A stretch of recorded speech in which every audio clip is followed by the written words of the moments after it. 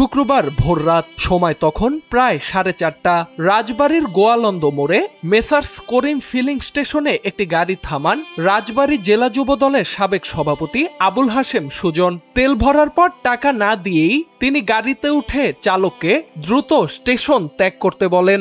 বিষয়টি বুঝতে পেরে গাড়ির পেছনে দৌড়ে যান ফিলিং স্টেশনের মিটারম্যান রিপন সাহা। গাড়িটিকে আটকানোর চেষ্টা করেন তিনি, কিন্তু এক পর্যায়ে রিপন সাহাকে চাপা দিয়ে দ্রুত পালিয়ে যায় গাড়িটি।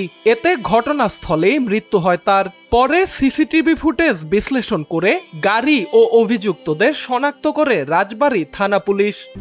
RICL TMX, যুগের পর যুগ স্থাপনা থাকে মজবুত।